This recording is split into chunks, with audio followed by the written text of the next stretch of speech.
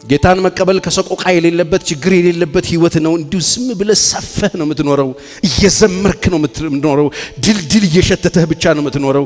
ሐሴት እያረክ ብቻ ነው የምትኖረው ካሉ ውሸት ሰምተሃል። ጌታን መቀበል ከፊት ለፊት መከራ እንደሚያመጣ፣ መጣል እንደሚያመጣ፣ የምትወደውን ነገር እንደምታጣ፣ ቤተሰብ እንደሚጥልህ፣ ሰዎች እንደሚንቁ፣ ጓደኛ እንደምታጣ፣ ያለህበት ሁኔታ እንደሊበላሽ እንደሚችል ሰምተሃል። ካልሰማ ዛሬ ስማ። የምር ኢየሱስን ከሆነ የተቀበልከው ኢየሱስን ተቀብሎ አየር ባየር የሚባል ነገር የለም። ያንዳንዷ ሰዓትና ደቂቃ በሰልፍ ለምንድን ነው በመከራ ውስጥ የሚያሳልፈን? ደስ ስለሚል መጽሐፍ ቅዱስ ኢየሱስን ይላል በደዌ ያደቃው ዘንድ ወደደ። በቃ ደስ አለው። ኢየሱስን መግደል ፈለገ። ቀጠሮች መንገዳችን ላይ የትኛውም ክርስቲያን ነኝ በጌታ አምኜ ድኛለሁ የሚል ሰው ሁሉ ፊት የሚጠብቁት የማይቀሩለት በመንገዱ ላይ ሊከሰቱ የሚችሉ በጣም ሚኖሩ ወሳኝ የሆኑ ቀጠሮች አሉ ብዬ የመጀመሪያው ማጣት የሚባል ቀጠሮ አለ። ጌታን በማግኘታችን የምናጣቸው እድሎች አሉ፣ የምናጣቸው ቤተሰቦች አሉ፣ የምናጣው ወዳጅ አለ፣ የምናጣው ጓደኛ አለ፣ የምናጣቸው ጥቅማ ጥቅሞች አሉ። የመስሪያ ቤት ደረጃ እድገቶች እናጣለን፣ የደሞዝ ጭማሪ እናጣለን፣ ወንድም እናጣለን፣ እህት እናጣለን። በጌታ ምክንያት እናትህን ልታጣ ትችላለህ፣ አባትህን ልታጣ ትችላለህ፣ በጣም የሚወድሽን ቦይፍሬንድ ልታጭ ትችላለሽ፣ ገርልፍሬንድ ልታጣ ትችላለህ። ብዙ ነገር ዋጋ ልንከፍል እንችላለን ብያለሁ። ጌታን መቀበል ማለት ከነምናምን ከነገሳንገሳችን ዝም ብለን መቀጠል አይደለም። የጌታን ህይወት ተቀብለን መኖር ስንጀምር እነዚህ ነገሮች በህይወታችን ውስጥ ይከሰታሉ። ቁጥር 1 ማጣት ብያለሁ። ሁለተኛው የምናጣው ነገር ነው አሁን በድጋሚ የምናገረው። ሁለተኛ የሚከሰት መንገዳችን ላይ የሚገጥመን ነገር መከራ ነው። እስቲ በሉት። ይሄ በጣም የሚገርም ነገር ነውና ስሙት እሺ። ክርስቲያን ሆኖ መከራ አልባ ክርስትና ትኖራለህ ካሉ አሳስተውሃል። ያገኙ ሐሰተኛ አስተማሪዎች ናቸው። ጤነኛ ትምህርት አልተማርክም።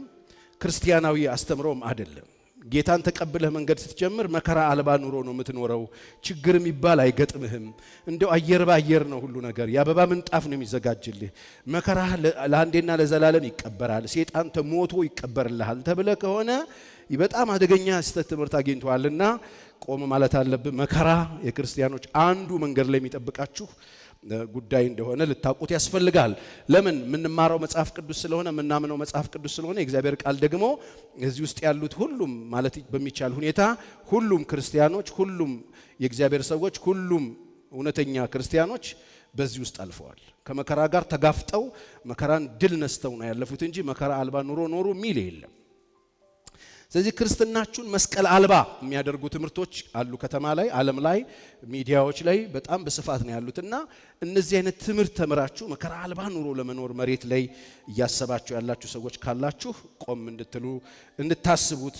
በኤጳፍራ ክርስቶስ ቤተክርስቲያን የምንሰጠው አንዱ ሰርቪስ ሰዎች ጌታን በመቀበላቸው በፊት ለፊታቸው ያለው መከራ አውቀው ተዘጋጅተው እንዲኖሩ ማዘጋጀት ስለሆነ ይሄንን እንድታስቡ ያስፈልጋል። ምንድነው መከራ ፓስተር ቸሬ? ጌታን ስንቀበል የሚከሰት ካልከን ጌታን በተቀበልክ ማክስት ልትታመም ትችላለህ። ነፎስ ብቻ አይደለም መታመም ይባል። የተለያዩ ስቃዮች በህይወት ውስጥ ሊመጡ ይችላሉ። ኪሳራ ሊገጥም ይችላል። ጉድለቶች ሊገጥሙ ይችላል። ጌታን ተቀበለ በማግስቱ ኃይለኛ ኪሳራ ውስጥ ልትወድቅ ትችላለህ። የነበረህን ልታጣ ትችላለህ። ከባባድ ነገሮች በህይወት ውስጥ ሰልፍ ውስጥ ሊመጡ ይችላል። ውጤት ሊበላሽብህ ይችላል። ፕሮሰስ ሊበላሽብህ ይችላል። እጮኝነት ሊበላሽ ይችላል። ጌታን ተቀብለን መንገድ ስንጀምር እንደ ሁሉ ነገር አልጋ ባልጋ ይሆናል ብለን ማሰብ የለብንም። የተለያየ ችግር፣ ስቃይ፣ ሰቀቀን በህይወታችን ውስጥ ሊከሰት ይችላል። እንደዚህ አይነት ነገር ሲከሰትባችሁ ግራ መጋባት ሳይሆን አንዱ የክርስትናው የጀመርነው ጉዞ መልክ እንደሆነ አስበን መኖር ነው እንጂ ያለብን ለምን ይሄ ነገር ተከሰተ ብለን የኋላ ማርሽ ማስገባት አይደለም ያለብን። ጌታን ተቀብላችሁ መንገድ ስትጀምሩ ቁልቁል እየወረዳችሁ ያላችሁ ሰዎች አላችሁ። ድሮ በጣም እኔ ውስኪ ነበር መጠጣው፣ ይሄው ዛሬ አሁን ውሃ ብርቅ ሆኗል ለምትሉ ሰዎች አላችሁ። ትናንትና እንደ ልቤ ነበር መዘረዝረው አሁን በቃ ግራ ገብቶኛል ለምትሉ ሰዎች አላችሁ። ጥምጥብኛ ጠፍቷል ለምትሉ፣ ትናንትና ህይወታችሁ የተትረፈረፈ የነበረ ጌታን ተቀበላችሁ ማግስት ጀምሮ ህይወታችሁ ቁልቁል እየወረደባችሁ ያለ፣ ህይወት ያጣችሁ፣ ሞገሳችሁ እየጠፋ እየታመማችሁ ያላችሁ ሰዎች አላችሁ። ከቀን ወደ ቀን ቁልቁል እየወረዳችሁ ያላችሁ ሰዎች አላችሁ። ይህ ስለ ክርስቶስ ተሰጥቷችኋልና ስለ እርሱ መከራ ደግሞ ልትቀበሉ እንጂ በእርሱ ልታምኑ ብቻ አይደለም ይላል። ጌታን ለማመን ብቻ ድልድል ይሸተኛል ለማለት ብቻ ለመዘመር ብቻ የኔ ነገር ሞላና ጎድ ተትረፈረፈ ለማለት ብቻ ጠረመስኩ ለማለት ብቻ ሳይሆን መከራም ለመቀበል ነው የመጣችሁት።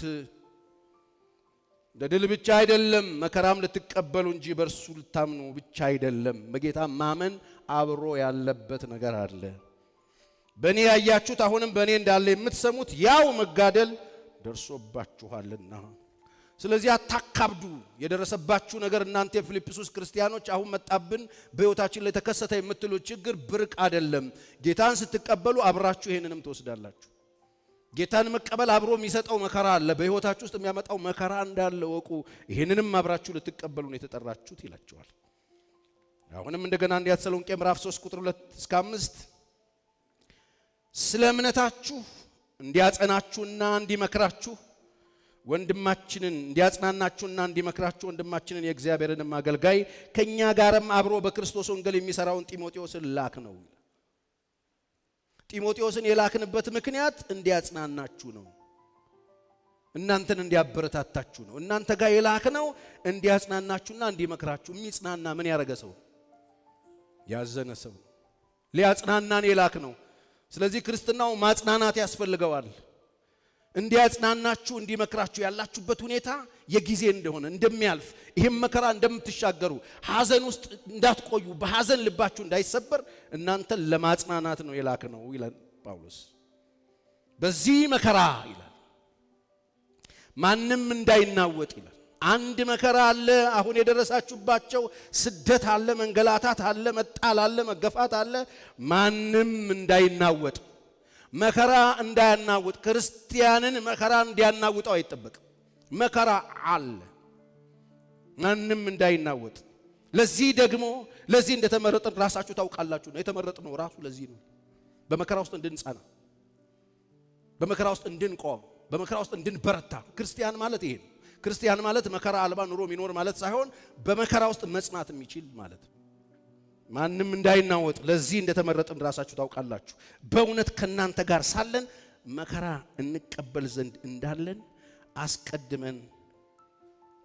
አስቀድማችሁ ታውቃላችሁ እንዳለን አስቀድመን እነግራችሁ ነበር። መከራ እንደምንቀበል ነግረናችሁ ነበር። እንዲሁም ደግሞ ይህን ታውቃላችሁ። ስለዚህ እኔ ደግሞ ወደፊት እታገዝ ዘንድ ባልተቻለን ጊዜ ፈታኝ ምናልባት ፈትኗችሁ ድካማችንም ከንቱ ሆኗል ብዬ እምነታችሁን ለማወቅ ላኩ። አሁን ስልከው ልጄን ይሄን ባሪያ ወደ እናንተ የላኩበት ምክንያት ምናልባት መከራ ሲመጣባችሁ በመከራ ውስጥ መጽናት አቅቷችሁ ፎርሻችሁ ይሆን እንዴ ብዬ ሰጋው። መከራ አልባ ኑሮ ጠብቃችሁ በመከራ ምክንያት ክርስትናን አሽቀንጥራችሁ ጥላችሁ ይሆን እንዴ ብዬ ሰጋው። ምናልባት መከራ አልባ ኑሮ ፈልጋችሁ ከመከራው የተነሳ መከራው ተፈጥሯዊ እንደሆነ መከራው የክርስትና አንዱ መልክ እንደሆነ አውቃችሁ መኖርና መጽናት ጠፍቶባችሁ ትፎርሹ ይሆን እንዴ ብዬ ሰጋው። በመከራ ውስጥ መጽናት የማትችሉ ሰነፍ ክርስቲያኖች ሆነው ይሆን እንዴ ብዬ ሰጋው። ስለእናንተ ሳስብ እንደሱ ፈራው። ፎርሸው ይሆን እንዴ ብዬ እኮ ነው መልእክተኛ የላኩት ይላቸው። የቀደሙት እንግዲህ አባቶች፣ የቀደሙት ሐዋርያት፣ የቀደሙት አስተማሪዎች መጽሐፍ ቅዱስ ላይ ያሉ የእምነት አባቶች የሚያምኑትን ደቀ መዛሙርት ቤተክርስቲያንን ያስተማሩት ይህን ትምህርት እንዲጸኑ፣ በመከራ ውስጥ እንዲቆሙ፣ መከራ መጣ ብለው ፍንግል እንዳይሉ፣ መከራ ኖርማል እንደሆነ አውቀው በመከራ ውስጥ ኢየሱስን ይዘው እንዲቆሙ እንዲጸኑ ነው አስተምረው ያለፉት። የሆነ ጎረቤት ውሃ እየደፋች አስቸገረችኝ፣ ሰፈር ይለቃል፣ ቤት ይለቃል። እንደገና እንትና ገላመጠኝ፣ አገልጋይ እንትና ቸርች ይለቃል። ከዛ ደግሞ እንትን መንግስት አስጠላኝ ምናምን ብሎ ሀገር ይለቃል። ከዛ ደግሞ ዜግነቱን ይለቃል። ከዛ ጾታውን ይለቃል። እየለቀቀ ነው የሚሄደው። ብዙ አገልግሎት ስትቆሙ መከራ አለ። በየጊዜው የምታልፉት መከራ አለ። አይነቱ ይለያያል። የዛሬ 25 ዓመት እኔ የነበርኩበት መከራ ውስጥ አይደለም አሁን ያለሁት። ተቀይሯል ሽፍቱ። ክላስ ስትቀይር ክላሱ ትምህርቱም ይቀየርልሃል፣ መከራውም ይቀየራል፣ አይነቱ ይቀየርልሃል። ከዛ ውጭ ግን የለም ኑሮ። መከራ አልባ ኑሮ፣ እንከን አልባ ኑሮ የምትፈልጉ ሰዎች የተሳሳተ ቦታ ነው ያላችሁት። ጌታ ጋር ለመሆን ያለባችሁ መጽሐፍ እንደሚናገር ከአባቶቻችሁ በወረሳችሁት በከንቱ በሚያልፍ በብር በወርቅ አይደል በሚያልፍ በከንቱ ነገር አልተገዛችሁም፣ በሕያው በእግዚአብሔር ልጅ በኢየሱስ ደም እንደተገዛችሁ መጽሐፍ አታውቁም ይላል። ያደቀው ዘንድ ፈለገ፣ ደስ አለው፣ ፍቃዱ በእጁ ይከናወን ነበረ። በመስቀል መስዋዕትን ከከፈለ በኋላ ከሞተ በኋላ ዘሩን ያያል ይላል። ከፈለገ እንደዚህ ይገላል። የሱ ሐሳብ ይበልጣል። ማንንም ሰው ይቅርታ የሚጠይቅበት ስራ ሰርቶ አያውቅም፣ ወደፊትም አይሰራም። አዋቂ ነው። አሜን ነው። ኤፌሶን 5:2 ኢሳይያስ 53:10 በደዌ ያደቀው ዘንድ ፈቀደ። ነፍሱ ስለ ኃጢአት መስዋዕት ካደረገ በኋላ ዘሩን ያያል ይላል። እድሜው ረዝማል ይላል። ፈቀደ፣ በቃ ሊያደቀው ከፈቀደ እሱ ይከተላል። ክርስቶስም ደግሞ እንደወደዳችሁ 5:2 ለእግዚአብሔር የመዓዛ ሽታ የሚሆን መባንና መስዋዕትን አድርጎ ስለእናንተ ራሱን አሳልፎ እንደሰጠ በፍቅር ተመላለሱ። ኢየሱስ ክርስቶስ ራሱን በመስቀል አሳልፎ የሰጠበት ምክንያት ለእግዚአብሔር የመዓዛ ምን እንዲሆን? ሽታ፣ መልካም ጠረን። ማን እንዲያመጣ? እናንተ መልካም ጠረን እንዲኖራችሁ እሱ ራሱን መልካም የመዓዛ ሽታ አድርጎ ራሱን አቀረበ። ደስ ከየትምቧ ቤት ከየሽሻ ቤት የመጣ ግን ይከተታል። እንደመጣሽ እንዳለ ዲስፕሌይ ውስጥ መግባት እኮ አስበሽ ነው ችግር ውስጥ የገባሽ። የለም እንደዚህ የለም። ከ8 ቦይፍሬንድ ጫንቃ ላይ እግዚአብሔር አንስቶ አምጥቶሽ እንዳለ በድፍኑ ዲስፕሌይ ውስጥ አትገቢም፣ እሳት ውስጥ ትከተቻለሽ። መጣል የሚባል መተው የሚባል ሚስኮል የሚባል ይጠፋብሽና እሳት ውስጥ ያድናል ኢየሱስ። ለምንድነው ካልከኝ ሊያነጻ ሊያጠራ። መከራ ለክርስቲያን ምንድነው? መንጫው፣ መዋቢያው፣ መኳያው፣ ማማሪያው። እስቲ አሜን። አዎ ስለሚወደን አይደለም፣ ደስ ስለሚለው ይከተናል፣ ለማሳመር ይከተናል፣ ውብ እንድንሆን ይከተናል። እኛ ግን እንደሱ አይደለም ይመስለን። ምን አርጌ ነው የምንለው? እኔ ብያለሁ። ኢየሱስን ተቀብዬ ወደ ቤቱ ስመጣ ጉድጓድ ውስጥ ነው የከተተኝ ብየዋለሁ። አንተ ቂመኛ ነህ ብየዋለሁ። ቂመኛ ነህ፣ እኔ የሰራሁትን ማርኩ አልከኝ እንጂ ውሸትህን ነው ታዝቤያለሁ ብየዋለሁ። ኢየሱስ አረሳህም አንተ አውቀህ ነው ብየዋለሁ። አልገባኝማ። በመከራው ሲያሳልፍሽ፣ በችግሩ ሲያሳልፍህ፣ በማጣቱ ሲያሳልፍህ፣ በጦቱ ሲያሳልፍህ፣ በግራ መጋባቱ ሲያሳልፍህ፣ የህይወት ኑሮ መከራ ሆኖብህ ስታልፍ ምን መሰለ የሚያስተምርህ? ውበትን ትማራለህ። ኦኬ እሺ የኔ አባት እሺ እምንል ሰዎች እንድንሆን። መከራ ለምን በህይወታችን ይመጣል? እሺ እንድንል፣ እግዚአብሔር የሚያዘንን ማድረግ እንድንችል። ባለመታዘዝ ውስጥ በጣም ብዙ ስለኖርን ባለመታዘዝ የሚያመጣብንን መዘዝ ስለሚያውቅ መከራ ውስጥ አስገብቶ ያስተምራል። ስለ ማጣት ትማራለህ፣ ስለ ችግር ትማራለህ፣ ስለ ችጋር ትማራለህ፣ ስለ ብቸኝነት ትማራለህ፣ ስለ መከዳት ትማራለህ። ክላሱን እሱ ነው የሚመርጠው፣ እኛ አንመርጠው። ኖ ይሄን አልፈልግም ጌታ ሆይ እኔ የምፈልገው አይባልም። እንደተሳሳተ የመጣችሁበት ቦታ ስህተት ነው። እንደሱ ካሰባችሁ ጌታ ጋር ስትመጡ እሱ ነው ያይና ይሄ ድንጋይ ምን ውስጥ ቢገባ ነው አሪፍ ብሎ ያይና ቆንጆ ጠራቢ ፈልጎ ምርጥ የባይብል ስተዲ ሊደር፣ ምርጥ የኳየር ሊደር፣ ምርጥ የቤተ ክርስቲያን መጋቢ በደንብ አናጺ ስትገባ ስትወጣ ወለቀን የሚያወጡ ሰዎች ያዘጋጀልና ይሰራሃል። ግን መከራ ገባኛል ጌታ ሆይ ትያለሽ፣ ያልቃል ይመስልሃል። እግዚአብሔር አሁን ካንተ ጋር እንደው ችግር ያለበት ይመስልሃል? አንተ ከነገንባው የተፈጥሮ የወንዝ ድንጋይ ሆነ ብትኖር እግዚአብሔር ምን ይጎልበታል? አንተን ጠራርቦ ጡብ ለማድረግ ውበት ሊሰጥህ እንጂ ሌላ ችግር የለበትም። ሊያሱብህ ነው። እስቲ ሊያሱበኝ ነው በሉ። ያለ መከራ ፍጹምነት ስለሌለ፣ ያለ ምት ምንም ነገር፣ ያለ መጠራረብ ምንም እንደሱ ነው የሚለው። በሰው ወደ ተጣለ በእግዚአብሔር ዘንድ ተመረጠ ክቡር ወደ ሆነው ድንጋይ ወደዛ እየቀረባችሁ እናንተም እንደ ሕያዋን ድንጋዮች ሆናችሁ መንፈሳዊ መስዋዕት ማቅረብ እንድትችሉ መንፈሳዊ ቤት ለመሆን ምን አድርጉ? ተሰሩ። ይሰራሃል። በምን በመከራ። የትዳር ችግር ምን ማለት እንደሆነ ሳጣቅ ባላገቡ ሰዎች ላይ ውጪ ቆመ ስትፈርድ የነበርከው ሰውዬ ኦኬ አግባው ይልና ብርነሽ ነው ይልና ከሷ ጋር ያቧድልና አንሶላ ውስጥ አስገብቶ ሌሰን ትወስዳለህ። የ7 ዓመት ኮርስ ይሰጣል እግዚአብሔር። ኢየሱስ እስከ መስቀል ሞት ድረስ ምን ያደረገው ሆነ ነው የሚለው? ታዘዘ። ምንም ልጅ ቢሆን ከተቀበለው መከራ አባቱ ሂድ ፈውስ ሲለው ይፈውስ ነበረ። ሂድ ተራብ ሲለው ይራብ ነበረ። ኢየሱስ ሂድ አይን አብራ ሲለው ያበራ ነበረ። ኢየሱስ ይድናል ለችግረኞች ድረስ ሲለው ይደርስ ነበር ለአመፀኞች ይደርስ ነበር አባቱ እኔ አባቴ ያዘዘኝን ነው ማረገው የአባቴን ፍቃድ ነው ማረገው ይል ነበር እያንዳንዱ እንቅስቃሴ ኢየሱስ የሚያደርገው ነገር የአባቱን ፍቃድ ነበር እኔን ጸሎት አገልጋይ ያረገኝ መከራ ነው ጸሎት አገልግሎት እመራ ነበር ትልቅ ቤተክርስቲያን ረጅም ዓመት እኔ ኖርኩት ያደግኩትም ጸሎት አገልግሎት ውስጥ በጸሎት አገልግሎት ውስጥ እንድገባ ያደረገኝ የጸሎት 7 ጥቅሞች ተምሬ አይደለም መከራ ነው አሯሩጦ ምንም ምርጫ ስላልነበረኝ እጄ ድፍት ብዬ ለመከራዬ ሌላ ጉዳይ ሰምቼ ተነሳ ሌላ ቸሬ ተሰርቶ ተነሳ ሌላ እግዚአብሔር ፕሮግራም ተጭኜ ተነሳ ስለዚህ እንደዚህ ያልኩኝ ያስጨነከኝ ለመልካም ሆነልኝ በከባድ ችግር ውስጥ በነበርኩበት ጊዜ የቤት ኪራይ 75 ብር የዋና መብራት ተጨምሮ አለ 85 ብር በጣም ከባድ ነበር ለኔ ህይወት ድሮ እንዴት ከባድ እንደሆነ 85 ሚሊዮን ብር በለው ለዲ የዛኔ በኃይለኛ መከራ ውስጥ ያለው አንድ ሰውዬ ምን አለኝ ቢዝነስ ካርድ አወጣና ቸርዬ እንዴ ለዚህ ነው እንዴ እንዳትቸገር እኔ ያለው ወር ሲመጣ ደውል አለኝ አይዞ አለኝ ሞቀኝ አንተ አይዞ እንዴት ደስ እንደሚል አይዞ ያሞቃል በኃይለኛ መከራ ውስጥ ስትሆን አይዞ ያሞቃል ደስ አለኝ ፈነጠስኩ እግዚአብሔር ቃል እንደዛ አስፈንጥዞኛ ያቀ ፈነጠስኩ ወር ሲመጣ መሳቀቅ ቀረ አከራዬን በቃያቸው በመንፈሴ ምን ያመጣሉ እያልኩ ማለት ምክንያቱም ወር ልክ ሲደርስ ሲትየዋ ያለ ፕሮግራማቸው ዱካ ወንበር ይዘው በረንዳ ላይ ቁጭ ይላሉ ፀሐይ የሞቁ ደህና አደርክ ቸርዬ ይሉኛል ባትዋት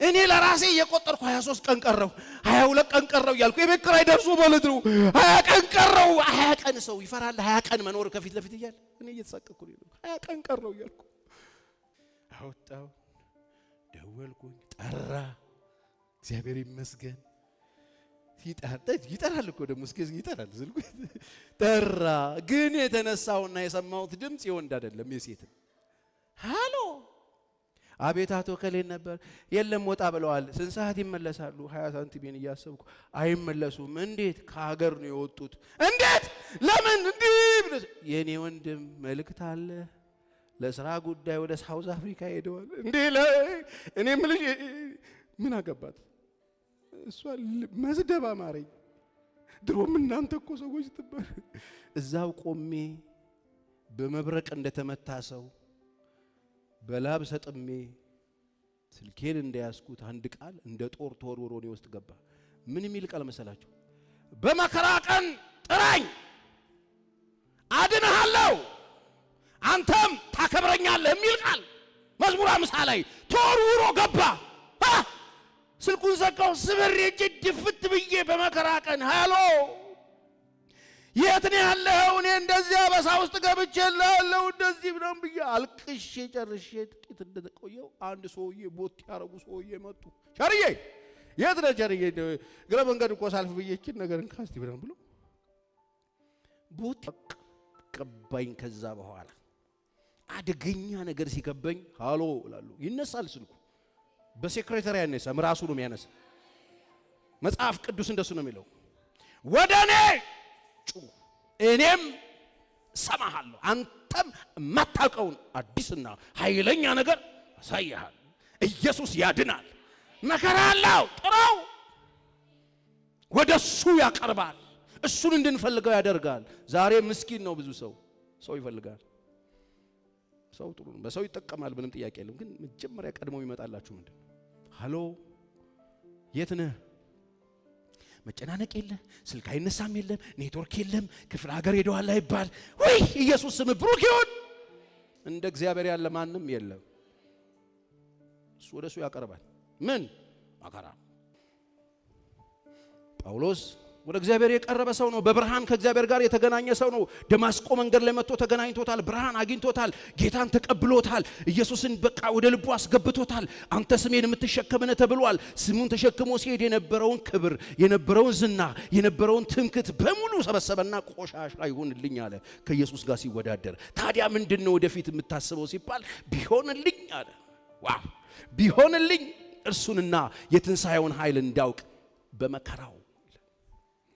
በመከራውም እንድካፈል የጌታን መከራ መካፈል ቢሆንልኝ ኢየሱስ የተካፈለው መከራ የራሴ ሼር ባረገው ቢሆንልኝ በመከራው እንድካፈለው ከዛ በሙታን ትንሣኤ እሱን ኃይል የትንሣኤውን ኃይል እንዳውቅ ቢሆንልኝ የሱ አይነት ሞት ብሞት ይላል። የእግዚአብሔር ወራሾች ነን። ልጆች ከሆንን ወራሾች ነን። የማ ወራሾች ነን። ምንድነው የምንወርሰው? ጋሻ መሬት ነው? ገንዘብ ነው? ምንድነው የምንወርሰው? በሺህ ተራሮች ላይ ያሉት ከብቶችን ነው? የእግዚአብሔር የኔ ነው ስላለ ሰማይና ምድር የኔ ነው ስላለ ሰማይን በሲባጎ ተወጥሮ ልንከፋፈል ነው? ምንድነው የምንወርሰው ካልከኝ ይሄው ሐዋርያ ጳውሎስ ለሮሜ ሰዎች ሲጽፍላቸው የራሱ የእግዚአብሔር ወራሾች ናቸው። አምላካችን የኛ ነው። አሜን። የእግዚአብሔር ወራሾች ነን ይልና አብረንም ደግሞ ይሄን አንብቡልኝ። አብረንም ደግሞ እንድንከብር አብረን ምን ብንቀበል በሉልኝ፣ ጮክ በሉልኝ። መከራ ብንቀበል አብረን ደግሞ እንድንከብር አብረን መከራ ብንቀበል ከክርስቶስ ጋር አብረን ምንድነው ወራሾች ፈልግም እንደዚህ እንደማለት ነው። ወታደር ምናምን ደስ ይለኛል። ወታደር በጣም በቃ ፋቲክ ለብሰው ምናምን ጃቀኝ ሲሉ ምናምን ደስ ግራ ቀኝ ሲሉ ደስ ይላል፣ በጣም ደስ ይላል። ይሄ ግን ቶክስ፣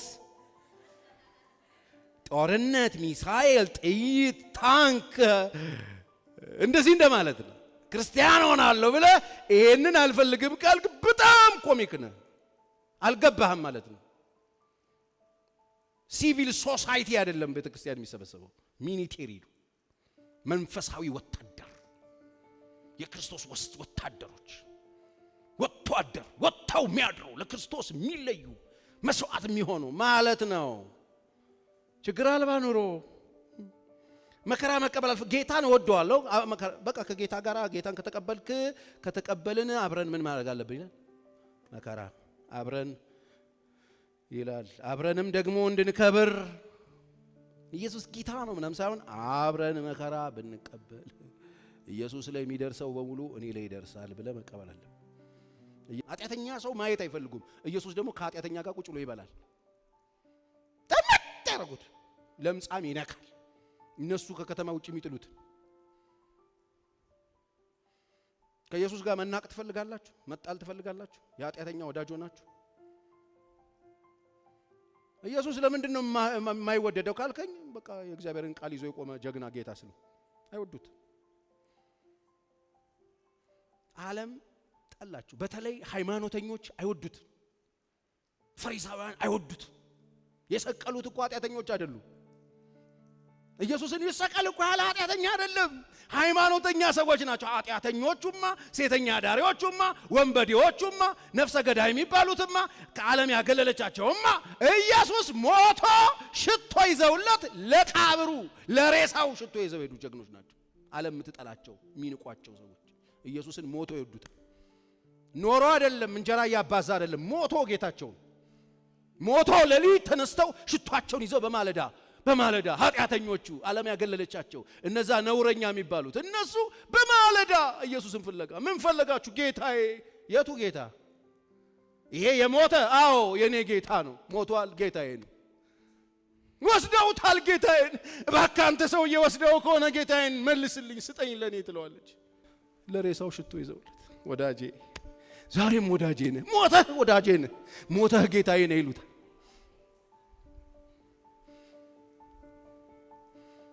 ለምንድን ነው በመከራ ውስጥ የሚያሳልፈን? ክብር ስላለ፣ የምንካፈለው ክብር ስላለ አብረን መከራ እንቀበላለን። የዘላለም ሕይወት ብቻ አብረህ የምትወስደው መከራ አለ። ይሄንን ይዘህ በጣም በሰላማዊ መንገድ ዝም ብለህ አትሄድም። ያላችሁ ውሃ ቡጭቅ እያደረጋችሁ ውሃ ይዛችሁ ስትሄዱ ማር የተጠማ ህዝብ ያለበት ቦታ ምንድን ነው የሚሏችሁ? አይ አብረን ፎቶ እንነሳ ነው የሚሏችሁ። ባፍጤም ነው የሚደፉ። ያስከው ነገር ውድ ነው፣ በጣም ወሳኝ ነው። ይኸውልህ ዓለም ብትቆፍር የማታገኘው ረፍትኛ ጋር አለ። ምክንያቱም የሚታይ አይደለም። ዓለም አያየውም፣ አያውቀውም፣ ሊቀበለው አይችልም። የት ነው የገባው? እኛ ውስጥ። ኢየሱስን ስንቀበል በመንፈስ ተጠምቀናል። እኛ ውስጥ መንፈስ አለ። እስቲ ጮክ በሉና እኔ ውስጥ መንፈስ አለ በሉ። አለቀ። ይወርድላችኋል ይመጣላችኋል የሚባል የለም። ኦልሬዲ ተቀብለናል። ኢየሱስ ስንቀበል መንፈሱን አብረን ተጠምቀናል። ያ መንፈስ ወደ ኢየሱስ ይጠቁመናል፣ ይመራናል፣ ያሳየናል። ምንድነው አሁን ፓስተር ቸሬ እያረክ ያለው ከተጠመቅን ካልከኝ በመንፈስ እንድትሞሉ እየመከርኳችሁ ነው። መሞላት የሚባል ደግሞ አለ። መሞላት ማለት ደግሞ ለጌታ መኖር ማለት ነው። መሞላት ማለት እያንዳንዱን ቀን በእግዚአብሔር መንፈስ ቅኝት ውስጥ አስገብተህ ለአንተ ሳይሆን ለጌታ መኖር መልመድ ማለት እሱ የተሞሉ ሰዎች ህይወት ማለት ነው። ስለዚህ የምንቀበለው ክብር አለ፣ ከፊታችን የሚመጣ ክብር አለ። ለዚህ ነው አብረን መከራ ብንቀበል ከክርስቶስ ጋር አብረን ወራሾች ነን። ለኛ የሚገለጥ ዘንድ ካለው ምን ክብር ጋራ ቢመዛዘን የአሁኑ ምን ዘመን ምን ስቃይ አለ። ከሚገለጠው ክብር ጋራ ቢመዛዘን የአሁኑ ዘመን ስቃይ ምንም እንዳይደለ አስባ